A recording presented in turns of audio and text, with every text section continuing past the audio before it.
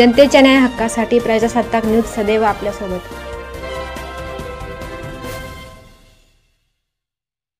शेतकऱ्यांकडून शेती मशागतीच्या कामांना वेग। संगमनेर तालुक्यात पाऊस पडताच शेतकऱ्यांनी शेती मशागतीच्या कामांना गती दिली आहे। तालुक्यातील विविध गावांमध्ये शेत शिवारात शेतकरी वखरणी, नांगरणी, रोटावेटर मारून शेती तयार करण्याच्या कामांकडे वळल्याचे दिसून येत आहे। लग्न समारंभ आणि लोकसभा निवडणुकीची धामधूम संपल्यानंतर शेतकरी राजाने शेताकडे धाव घेतली आहे।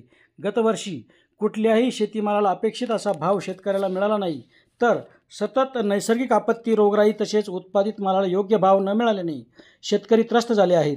परंतु भाव मिळो वा ना मिळो, शेती पिको अथवा न पिको, अशा अनेक संकटांचा सामना करत बळीराजा पुन्हा नव्या जोमाने खरीप हंगामाच्या तयारीला लागला आहे। पेरणी, पूर्व नांगरणी, वखरणी यासह विविध शेतीची कामे करण्यासाठी काहींची बैलजोडीच्या तर काहींची ट्रॅक्टरच्या साहाय्याने लगबग चालू आहे। संगमनेर तालुक्यातील नांदूर खंदरमाळ येथील शेतकऱ्यांनी शेतीच्या मशागतीसाठी नवीन ट्रॅक्टर घेतला आहे। त्यामुळे बळीराजा सज्ज झाल्याचे दिसून येत आहे। तसेच पीक लागवडीसाठी शेतकरी चांगल्या वाणाची कृषी सेवा दुकानदाराकडे विचारपूस करताना दिसत आहेत। दरम्यान सध्या शेती परवडण्याची झाली असून काही वर्षापासून निसर्गाचा लहरीपणा आणि इतर संकटांचा सामना करत बळीराजा पुन्हा आपल्या शेती कामाच्या मशागतीसाठी सज्ज झालेला दिसून येत आहे। सलीम शेख, प्रतिनिधी हुसैन पटेल। संदीप सुपेकर, राहणार नांदूर खंदरमाळ घारगाव।